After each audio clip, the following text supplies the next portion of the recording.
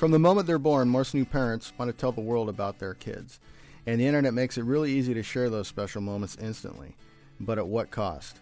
Do you really know who's viewing your photos and status updates? I'm Detective Damian Jackson of the Escondido Police Department's Family Protection Unit and the San Diego Internet Crimes Against Children Task Force. And today we have some great tips to help keep you and your family safe online. This is Parent Savers. Faster than a speeding toddler. Sit still for just a minute. Can soothe boo-boos with a gentle kiss. Would you get down from there? Able to clean poopy bottoms in a single swipe. Oh, what did you eat? Turning frazzled mommies and daddies into pro-creators of peace and harmony. Ah, quit touching me. It's Parent Savers, empowering new parents everywhere. Welcome to Parent Savers, broadcasting from the Birth Education Center of San Diego. Parent Savers is your online, on-the-go support group for parents with infants and toddlers, and I am your guest host, Sunny Galt. Thanks again to all of our loyal listeners who join us every time we release a new episode, and for those of you who continue these conversations with us on Facebook and Twitter, we love talking to you. And if you want to get even more Parent Savers content, be sure to check out our special club. Also, our Parent Savers app is available, so you can listen to all the episodes wherever you go, and that is available on iOS, on Windows, and on Google Play. So Kalina, our producer, is now going to tell you a little bit more about our virtual panelist program. Kalina. All right, so if you can't make it with us here in studio, we love to still have your input, and you can do that online. So we will be keeping an eye on our website. If you have a question or want to put your input on any of the discussions that you hear here on Parent Savers, you can do that. You can follow us either on Twitter, like Sunny said. You can post there. You can also post to our Facebook using the hashtag Parent Savers VP. Yes! Which stands for Virtual Panelist. Yes. Like how that works out.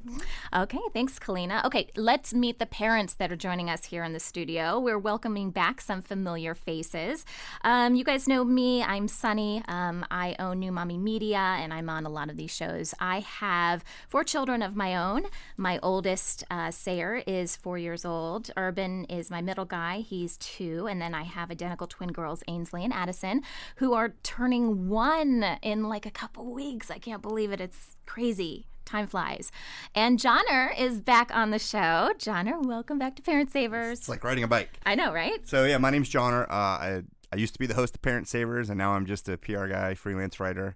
On my business card, it says PR Lebowski, in case. Oh, I like that. So we kind of go with non-traditional titles. Where I do interactive PR, interactive entertainment PR. I have 3 boys: a 7-year-old, a 5-year-old, and a 3-year-old, and we are all online constantly. And their lives are online too. So really, definitely interested to talk a little more about this topic. Totally. Scott, welcome back. Thank you. Yes, good to be back. My name is Scott. I've got a 4-year-old boy, Alex, and this topic is pretty interesting to me because he's not online. I have limited online stuff. I don't really have a Facebook account or anything like that, but with the technology changing, and probably his interest in that, it'd be interesting to see what would be good to pay attention to. Absolutely. And Kalina, we already met you, but Yes. say hi again. Hi. Yes, so I have one son. He is 17 months, so he's definitely not online, but I am a lot. I'm online for, of course, Parent Savers. Yeah. And then we have, a lot of my family is out of town, so we use Facebook to keep in touch, and, Instagram's out there, but you see a lot of scary stuff in the news, especially recently with kids' pictures and things like that. So this should be interesting. Absolutely. Well, thank you guys for joining us today.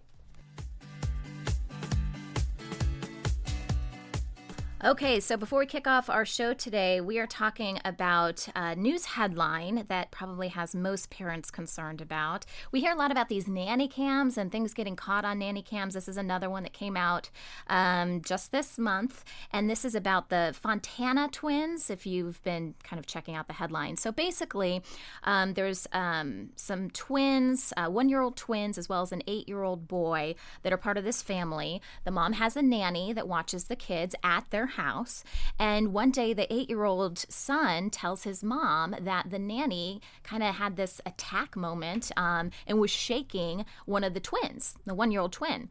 And the mom, of course, was concerned. She actually went, they had a nanny cam. I don't know, it must have been hidden. I doubt the nanny knew that she was being recorded, but I think they were just kind of using it as a safety net. They didn't really have any concerns until the 8-year-old came forward. Mom looked at the tape. You can actually see the tape online. She's very much shaking this child, also covering the child, both twins, I think, with her hand over their mouth when they're crying. It's very scary. So mom, of course, confronted the nanny. Nanny said she made a quote unquote mistake. And mom said, this is more than a mistake, you're fired. And then she also had the nanny arrested on suspicion of child abuse. And now, I'm not sure exactly where it stands, with that. But the nanny is not in jail, per se. She's out. And the scary thing is that in this kind of in limbo period, she could technically apply for another nanny job. I should say that the mom found the nanny on a popular website where you can find nannies and things like that. And that site has come out to say, we're going to support these parents in whatever way we can. They've been really great about saying, listen, this is not okay. And it's impossible for these sites to vet everybody, right? And so, but they want to help. They wanted to help authorities. They wanted to help the parents wherever possible. And they came out and denounced this and said, this is not what our site is about. So anyways, that's how the mom found the nanny originally. So I want to kind of give your guys' take on this. We all have to use sitters. We have to use nannies from time to time. Are you guys concerned about this? Have you thought about installing a nanny cam? Where do you guys stand with this, Johnner? I think there's a lot, when I hear that story, and I hadn't heard it before, there's a lot of sort of, what would I do in that situation moments. I mean, from the starting of just having a nanny cam, and I think that because it was from that third-party service, not necessarily a friend of the family or a girl down the street, that really glad that they had it. But then the whole confronting and then firing and then pressing charges. And it's something that I think we haven't used a lot of outside third-party, unfamiliar to the family people for childcare. We've been able to find either neighbors' kids or local kids. But I think that once you're going outside of your circle, the nanny cam is a good start to be able to catch this, and just breaks my heart to hear about the shaking. Oh my gosh, I know. And to see the footage is unreal. I don't think I want to watch it. No, probably not. Yeah, John, I mean, what you say, it's stuff like this, which is precisely what's fundamentally why we don't use outside care providers. We have, we're fortunate to have, my parents that are here, and also, I just remember when Alex was young, there was Andrea's work, like a work friend of hers was, was very large Mexican family. It was the only place that Alex would go. I mean, and the way they handled him was perfect. And so, but not everyone has that luxury. Not everyone has the luxury. Yeah. But at the same time, though, we've had to sacrifice, not going out, not doing like fun things because, for that reason. But it's stuff. But I mean, it's a small price to pay for, when you read a headline like this. Detective Jackson is our expert today, and I wanted to ask you, so what happens? Obviously, it's better if we have this stuff on camera, right? I mean, Certainly. do we literally hand this over to authorities and say, do something? I mean, here it says that she was arrested on suspicion of child abuse. What do police do with that?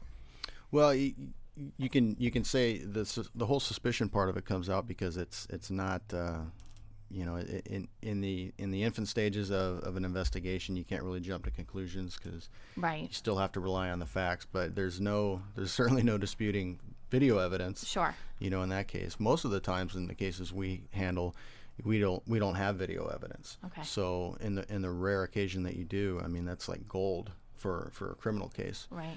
We have to rely on the injuries to the child and the subsequent follow up at the hospital, but to have it on video is huge, and I applaud the parents for doing exactly that and having that nanny cam because as John and Scott said, if you have the ability to have family and close friends help you in childcare, that's fantastic and obviously the best route. But anytime you have to have somebody that's a stranger to you care for your kids, you're kind of rolling the dice because nobody's going to parent or care for your child like you will. Sure. So I am pretty sure we would not be talking about this if it weren't for that nanny cam. Oh yeah. Right? Because you wouldn't have the evidence. Yeah. Yeah. It's really compelling reason to get one of those. Sure.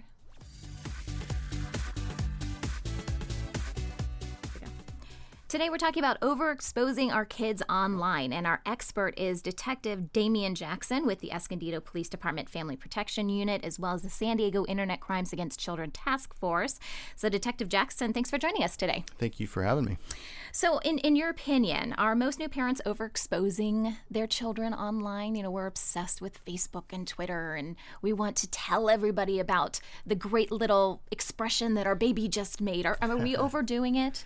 Oh, I think to some degree yes, and in others no. You know, the big thing is the intent. You know, no parent I think is going out there with the intent of just blasting the world with their child. But it is an exciting time. You know, I've got 3 kids of my own, and there's no greater joy and excitement than in the new and amazing things that your kids do, and you wanna brag about it, especially to family and friends.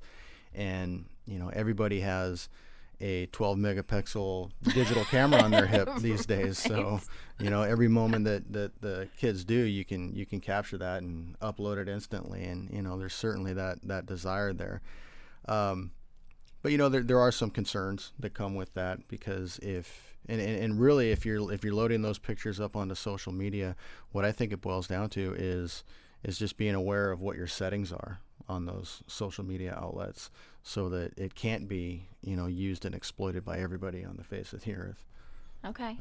So let's dive into that a little bit more. What are some of the common ways we tend to overexpose our kids? It probably depends on the site we're using, right? But we're mainly probably talking about photos, status updates, telling people where we're at. Am I hitting all the right points here? Certainly. Yeah. Okay. If, you know, the photo sharing and, you know, location updates where you're at, putting your kids' schools, the names of your kids' schools and posts, and, you know, hey, we're at, you know, such and such school for, you know, this event today, and you know, posting pictures of your kids. And, you know, what I think a lot of parents don't realize is you know, with any picture, once you post it to the internet, it's out there, and it's gone forever, and anybody can get it and anybody can use it, and that is up to and including pictures of your children. And I've had numerous cases that I've investigated that where we've had people that set up fictitious social media accounts like Facebook, Twitter, Instagram, and they'll set up this fake account and create this kind of fictional family. And part of that fictional family are pictures of children that are in no way, shape, or form related to them, and they'll report them as their own kids. Or so think about as you're doing all these things with your family, and you're taking pictures of it and uploading these events and giving the narration to them, somebody else can be copying that information and putting it onto their own fake page to represent themselves as, you know, somebody completely different, using your kids as the props. So why would they do that, though? What's the advantage to that? Are they luring people in for their own, or they just want to make believe they have their own family? Yes to both. Yeah. I mean, it's crazy to think about, but yeah, there's people out there that do that. If you think of, you know, there've been cases where women have kind of faked a pregnancy for some time, and then they tell family members and friends, oh, I'm pregnant, and this and that. And then if they can't stay and if these are people that aren't right there with them on their own city block, but say you have relatives that are in other states, you know, you can kind of create this fake family for yourself and present yourself as having a newborn or a toddler, or, you know, anything under the sun. It's, if you can imagine it, people are doing it, and that's the scary part. Are you guys surprised by this, that people kind of create their own families online, well, even if they don't intend to act on it? What this reminds me of is the Charger player Manti Te'o and the whole catfishing incident, where he had this, you know, this online relationship with somebody that he never saw, you know, and he was razzed about it, probably still is to this day. Yeah, definitely. And I'll take it a step further, and there's one case, and you saying that really jumped out at me. And there's one case in particular that we worked on where this child predator was using basically this fictitious family that he created on social media to connect with other pedophiles for the purpose of sharing child pornography files. So he would, you know, contact these guys and say, hey, I have photos to share, you know, here's a picture of my daughter. If you show me pictures of yours, I'll show you pictures of mine. And they would lure them with pictures, just generic run-of-the-mill pictures that they would get off of somebody's unsecured Facebook site. So like I said, if you can imagine it, people are doing it. Right. So yeah, Sonny, you asked if it surprises me, and I think the answer is like yes and no. Like I'm always surprised that those people exist, but I know that they're kind of there. Right. Usually in my bubble, it hasn't been burst by that. I don't have to worry about it. Right. But I know, and hearing stories from Detective Jackson knows that they're there, and that's why I think there's ways that you can approach this. There's either, and I think that's what we're going to talk about is quit doing this on social media, quit doing anything, or find ways to be safe or find the line. Detective, you brought this up earlier, as far as looking at the settings of the social media applications that are used. Is there a way to lock down the settings so that only a select group of people can view this stuff, or is it just kind of you're still rolling the dice with that too? No, there's definitely ways you can shut it down, and Facebook is the site that's used pretty worldwide. Everybody these days has a Facebook account, and I don't want to be the doom and gloom and say you can no longer take a picture of your kids and post it online. That's certainly not the case. But if you take some proactive steps with your Facebook account, you can be and feel completely safe. There's no doubt about that. It just takes some proactive work on your part to make sure those settings are in place. I was just gonna say, what's interesting to me is sort of like how we got here. I remember for our oldest, who's 7 years old, and we have a 5 and a 3. Facebook hadn't really reached critical mass when he was a baby. And then I remember Christina was on Facebook when Whitaker, our second one, was born, and she talks about how she felt so depressed and isolated a little bit with the first one, and then having the social networks and being able to connect with people really made her feel like she wasn't alone. And even shows like our New Mommy Media is kind of designed around this same premise of bringing a community together online. And so I think that this sort of is how we've gotten there. Is there's such positive intentions to do it, but we have to be careful of the negative stuff.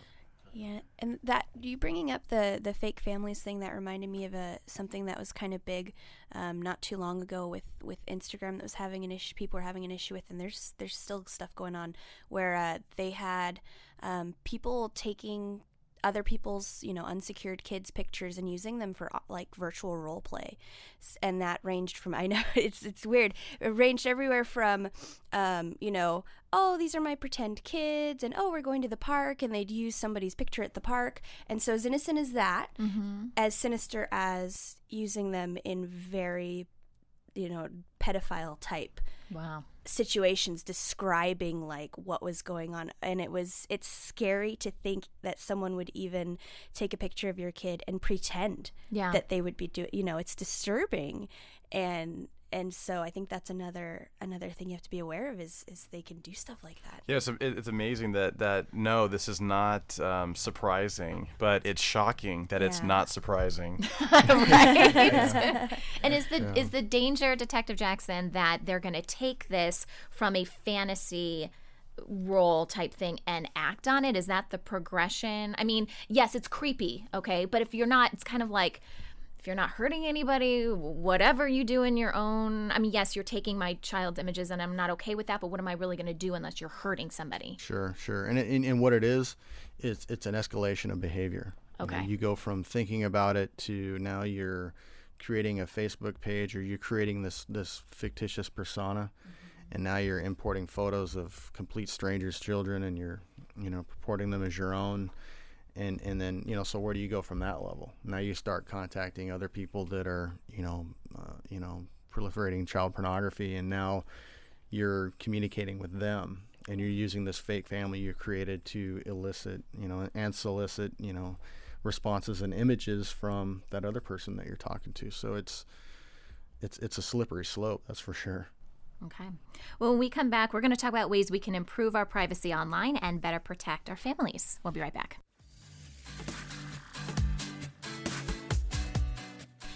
Welcome back. Today we're talking about overexposing our kids online with Detective Damian Jackson. And, I always get into this discussion with my husband about, is social media really to blame? Is the blame more on the parents and maybe not blame, but the responsibility? Does that lie more on the parents, or should we just say, out with social media altogether? First of all, I don't know how you do that. I don't think we're on this trajectory like Johnner was talking about. I don't think it's going to stop. I think we've got to use the good and monitor the bad or figure out how to, use that appropriately. But, what are your thoughts on that, Detective Jackson? Is social media the enemy? No, certainly not. And the biggest thing is no matter how much anyone fights against it, it's not going to go away. So it's here to stay. The internet is here to stay.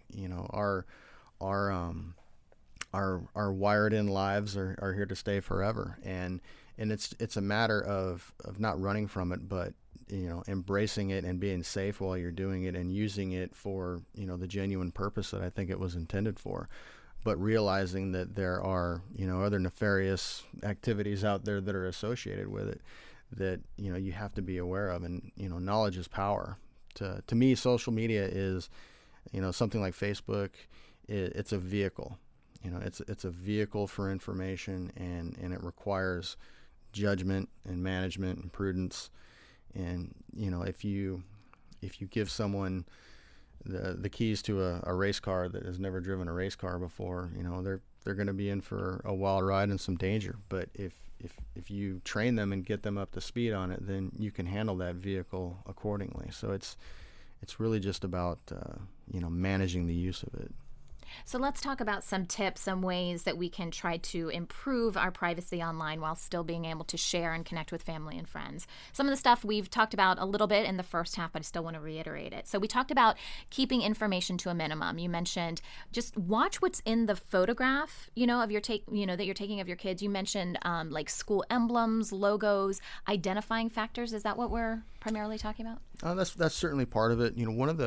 One of the things we do in our casework in working child exploitation is we'll have a lot of cases where we might have images of children in circumstances and they're not identified. So we might have a child who's a victim that we have not been able to accurately identify at that time. And some of the things that we'll look at in that case are things in the background, whether they're logos, whether it's a sweatshirt that the child has on that has a school logo. That will help us kind of pinpoint a geographic location where that child victim is, and then we can start from there. So that's one element of it. And when the moment comes up and you take a picture, you can't before you hit snap the shutter, you can't go, okay, well, what are they wearing, what's my backdrop, what's this, you can't process that much information, obviously. But look at the photo maybe before you post it, and just look for those things before you just instantly share that information. That's certainly one way of doing that. I feel like in my Facebook feed, I see a lot of parents take different strategies with what they share about their kids as well. For me, I'm okay putting my kids' names out there. Some of them I see just using initials, right, or maybe both, and some of them just generic nicknames like my Beastie Boy and my Beastie Boy number 2. And I think that some parents choose to control what information they're putting out. They want to put out the cute picture or that the tooth fairy came, but they really are protective about the names of their kids. What's your take on that, Detective Jackson, as far as, because I've seen that a lot with bloggers too. They'll expose, not in a bad way, but they'll share their lives online, but they'll say Baby J or whatever, and they'll use like an initial or a fake name. Does that have a tendency to help when you don't mention? For me, I mean, and I'm certainly not the demographic that goes out there stalking people and trying to figure out what their kids' names are, but for me, that's almost an opportunity. It's like, oh, they don't want people to know. It makes me more inquisitive. It does. You don't want me to know? I want to find out. Yes, exactly. But does it help from a police perspective? Oh, well, you and I need to talk after we're done here. Right. No, it really boils down to personal preference. Obviously, in the nature of work that I'm in, I'm a little more secretive and maybe neurotic than other people would be in that case. So for me personally, I don't post my child's personal information, even their names. And a lot of times I'll just limit it to the fact that I have 3 kids, without necessarily saying, what sex they are. It just, that's just my personal preference. But we kind of go back to, and how I feel about Facebook and the settings and who your friends are and who they're not, and we can definitely go on a litany of discussion about that, but really you can feel safe and secure in putting that information out on social media as long as you limit who is exposed to your page, or who are you sharing that information with. If you're really concerned about racking up a 4-digit number of friends, that follow you, then, then you're throwing your information out there with a shotgun. But if you limit it to it and you limit your friends and you're posting to only those people that you genuinely know, then you can feel pretty safe and secure with that. Yeah, it's interesting you bring that up because, Detective, I have a quick question for you. Isn't there a way to kind of backdoor, say you were a parent that didn't want to have your kids' names out there and you're connected to some friends, couldn't they, tag a photo and say this is a picture of, with your kid's name on it, and then... They could. Well, one of the settings in Facebook in particular is you can allow whether people can tag you or not, and they might tag you in a photo, but then that gets sent to you, and you have to agree to it before it can actually be posted. Cool. And Okay. Yeah. So and those are some of the things, and I wish more people would take the time to, that are using Facebook to really explore those settings and security options that you do have, and that's why I say you can use those things and feel pretty comfortable in the information you're putting out there that it's going to be safe. I feel like for Facebook specifically, they really took it a lot of criticism about like 3 years ago about the privacy settings, and they've really taken steps, and it's a lot easier now, but there still is stuff you have to dig around and find out. But I know that even with posts and pictures beyond the settings, it's pretty easy to change who you're sharing them with, and Sure. you can even share them with small groups of people. And even in those settings, there's a feature in there where you can pull up you can go down the list of your friends and you can see exactly how your page and your postings appear to that person individually. And that's a great feature because, and I'll be perfectly frank with you, and hopefully none of my friends are listening here, but there are some people that you might, for family, for immediate family, I'll share pretty much anything because they know it already. But if it's, say, somebody that I know decently, but I don't see them every day and we're not intimately involved in each other's lives, I might limit some of that information that's posted out to them, and it's that's just me being safe. I think the important thing to realize here is all the stuff we're talking about is good. It takes extra effort to do that. Definitely. You know what I mean? You've got to set up the groups. You've got to define everybody. I was talking to Detective Jackson a while ago, and he encouraged me to look at my Facebook friends and say, who are you actually friends with here? Are you really, like you said, are you really trying to bulk up your numbers here? Or do you really know these people? Have you met these people in real life? Like, that's kind of my defining factor. If I've met you in real life, I think you're a friend. Yeah. I consider you a Facebook friend. Mm-hmm. And so I probably got rid of like 300 people that it was, and I emailed you after. I'm like, hey, I got rid of my people. I was so proud of you. But it's true because I'm one of those people that I know I'm not going to take the time to go through and label things as these are my close friends, this is my family. I don't have time to do it. My rule overall, because I also don't trust the sites because I feel like they could change. They can change whatever they want to change, okay? And it's up to them, and then you're exposed. Now, there might be a lot of media frenzy around that to prevent them from doing that, but it's their product. They can do what they want with it. So I have a rule because I do a lot of stuff online, all these shows that we do and everything, and my rule is if I don't want everyone in the world to know about it, I don't say it. I don't put it out there. And I think as a general rule, it may seem really simple, but for me, like that's how I know. And it makes it more simple for me because I'm just like, okay, I don't have to worry about privacy settings. I don't have to worry about this. Don't say it if you don't want the world to know. Absolutely. Don't send it in an email if you don't want the world to know. And that's... Yeah, I've broken my rule a couple times, but for the most part, that's what I try to do. We all have. And and in your defense, what needs to be considered in that is that you're marketing yourself, you're marketing your product and the services that you provide. And in a case like that, or if you own a business or you're promoting something that you're actively involved in that case, then the goal is to get as many people to follow you as possible. The goal is to hit and target as many people as you can. But my family is not a business, so I'm not promoting my family in the same way that I would. And so, what I would recommend in that case is someone that's in your similar situation is then have 2 pages. Have one that's a personal page, and then have one that's just solely devoted to your business. Right. And yeah, it's a lot more work to manage both, but you can have that delineation between the two.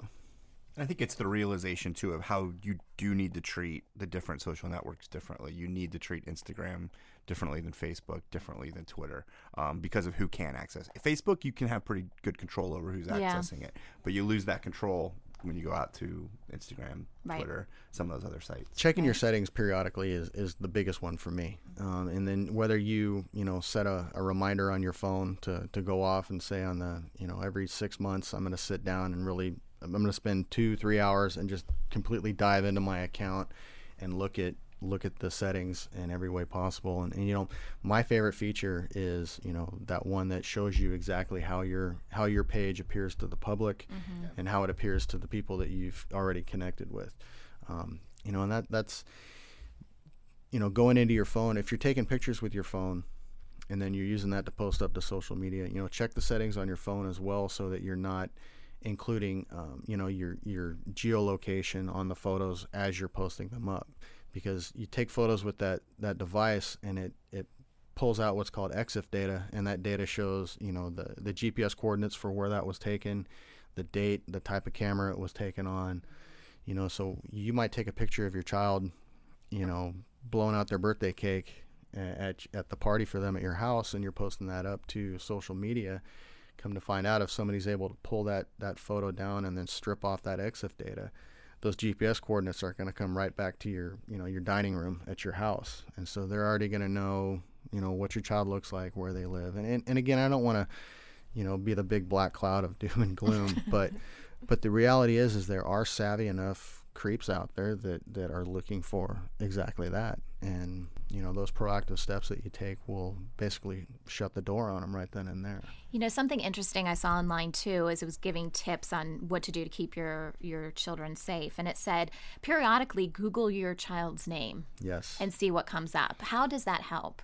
It helps because if somebody is posting your child's name somewhere, or if they're writing anything about your child, by name, it'll show you where that's popping up, and then you can kind of backtrack from there. And the same thing goes with images. I don't think a lot of people realize that images, if you save an image, say to your desktop, and then you go into Google, you open up Google Images, and you drag that image from your desktop and drop it into the search bar, it will search. Google will do a very exhaustive search and find those sites that have that picture in them. Really? Absolutely. And I mean, on the Yay, break, you can try it, and it's a fantastic feature that I don't think a lot of people are aware of. That again, that's something that I do as well. You check if you have an image of your child, or you suspect it's been used, or you've seen it somewhere else, you can drop it into that search bar and use that function, and you can find out exactly where that image has ever been used on the internet. That's cool. That's such a good tip too. I think That's a great tip. To Google your kids' names as Yes. well. Although then I get nervous that if you are trying to keep your kids off the grid, then you're putting them in the Google database, so now they know what their name is. Now their page rank's going to be high. Right. Like that's only going to just boost up the rankings when they look. Well, we're not talking about doing it daily necessarily. The Google trucks parked in front of your house. All right, everyone. Well, thanks so much, Detective Jackson, for joining us today. For more information about ways to protect your children, or if you want to learn more about Detective Jackson, visit our website, newmommymedia.com. This conversation continues for members of our Parent Savers Club. And our bonus content, Detective Jackson will share specific safety tips for parents who are big-time Facebook users. I know we shared some, but we can get into a little bit more specifics. For more information about the Parent Savers Club, visit the members portion of our website. We have a listener question from Michelle. She emailed us and said, my 3-year-old absolutely adores his 9-month-old baby brother. He plays with him all the time, and they even sleep in the same room together. However, lately my 3-year-old has been climbing into the crib to play with his brother at night. I'm really scared the 3-year-old will accidentally hurt the baby. I've tried telling him no, but that doesn't seem to be working. What would you recommend? This is Susie Walton from the Joy of Parenting online course and Indigo Village. I guess my question for you, Michelle, is where do you think he might hurt him? If you just crawling in there and falling asleep with him, I mean, that's okay. But if you have a fear that he might hurt him or squish him, then you're just going to have to, what I would do with him, I would role play what you want from him. Like, you get that he wants to snuggle or play with his baby, but that can only be done like on his bed or in the other room. But at nighttime, everybody sleeps in their own room. Everybody sleeps in their own bed. And so you just make it really clear. And when you find him in the crib, you just don't want to make him wrong for this because he loves his little baby, okay?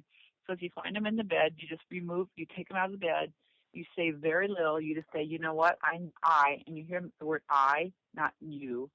I need you to sleep in your own bed. And he might say, I want to sleep with the baby. And you're going to say, I am not comfortable with you sleeping with the baby. I want you to sleep in your bed. And I love how much you love your baby. So you want to acknowledge the love. You want to set your limit. And when he says, but I want to sleep with baby, first step and most important step is to acknowledge what they just said. I know you want to sleep with baby, or I know you want to be in the crib with baby, and I'm not comfortable with that. So you can play with baby tomorrow, or you can you can play with baby in the morning. Right now it's time for everybody to go to sleep in their own bed. And you can even role play that with a 3-year-old during the day so that they actually get what you're talking about, and then take it to action at night. Okay? Good luck, and let me know how that works. So if it doesn't work, I can give you some other ideas. Yeah, thanks for calling in. Take care. That wraps up our show for today. We appreciate you listening to Parent Savers. Don't forget to check out our sister shows, Preggy Pals for expecting parents, the Boob Group for moms who breastfeed, and Twin Talks for parents of multiples. This is Parent Savers, empowering new parents. This has been a New Mommy Media production. The information and material contained in this episode are presented for educational purposes only. Statements and opinions expressed in this episode are not necessarily those of New Mommy Media and should not be considered facts. While such information and materials are believed to be accurate, it is not intended to replace or substitute for professional medical advice or care, and should not be used for diagnosing or treating healthcare problem or disease or prescribing any medication.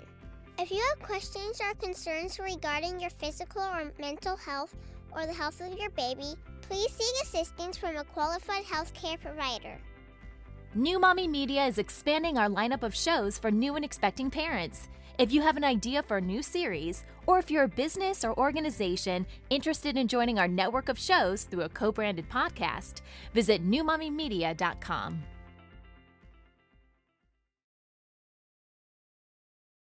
Hey mamas, don't forget to check out Mighty Moms. It's our online community built for new moms just like you.